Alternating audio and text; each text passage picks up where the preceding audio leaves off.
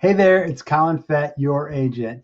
This video is to explain our offer summary process. So you're on the market, your home's up for sale, and we get an offer. How do we get you that information and help you make an educated decision on the counter or where to move from next? So here is our process. So I'll be sending you an email that looks similar to this. It's just a quick summary. I'm going to go through these items and give you ideas on what are important.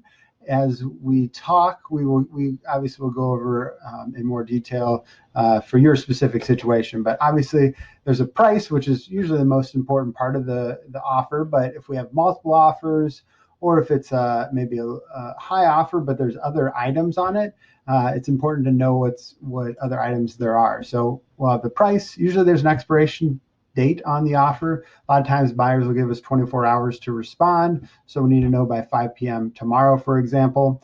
Sometimes buyers will ask for the seller to pay for closing costs. So in this case, if they're offering, let's say $250 with $5,000 in closing costs, the real offer is $245. And I've got an estimated proceeds template right here that I send along as well. Same thing with a home warranty. Sometimes buyers are asking you to pay for a home warranty, a $470 home warranty. Again, that just comes off of the price and affects your bottom line essentially. Included properties. So this is an important feature of the offer to make sure we have what was supposed to be included. If you're planning on taking the washer and dryer and they want to keep the washer and dryer or vice versa, it's important to make sure we have a clear understanding of that. Inspection contingency. 10 business days is a pretty standard length for an inspection contingency. Let's say we had multiple offers or we had a situation where we had an aggressive offer. Yeah, we'll accept it, but we want a shorter contingency on the inspection. Or we have multiple offers. Maybe we're trying to get them to do an as-is type of a purchase. Financing is next, and there's different types of financing and there's different values on the financing. So 20% down conventional loan with a local bank is probably pretty much our best type of financing. And then we've got FHA, VA, usually the less skin in the game the buyer's producing. Like if it's 100% mortgaged property, there's usually more risk to that because the appraisal could come in low. And especially with FHA and VA loans, they're government subsidized, so there's a little bit more red tape you have to go through. So there's a difference in financing. We have two offers that are exactly the same. One's putting 20% down conventional. The other one's doing a VA loan, 0% down with a lender that's from Arizona, and they don't know our local regulations.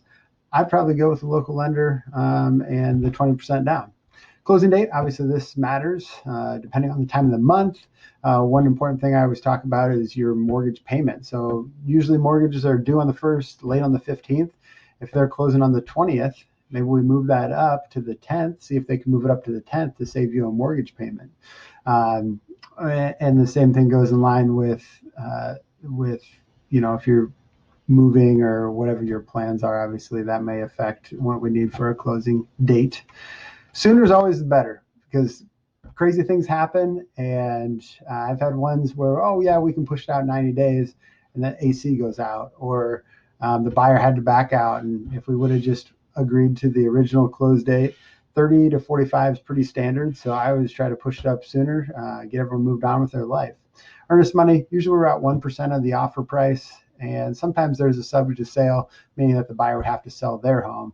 And there's a whole other video on that. And then I'll have my thoughts. And usually from here, I give this to you, and then you can either respond with an email or give me a call. But this gives you an opportunity to chat first. And then attached to the email, I've got all the purchase agreement and the pre-approval letter, and then also an estimated proceeds sheet like this, which you've already seen most likely at this point, going through the pricing strategy. But it'll show, what you would net considering, the buyer credit that they're looking for. One thing I always put in is an inspection cushion. Especially, obviously if they're getting an inspection, a lot of times buyers ask for something. And if you kind of put that in up front thinking, hey, they're going to do inspection, they're probably going to ask for something. It may just grease the wheels and keep the transaction moving to just to give in to, it may be a minor request, but if you kind of factor that in up front as we're negotiating, a $500,000, just set it aside for an inspection item. And if they don't have an inspection request, awesome. You just made an extra $1,000.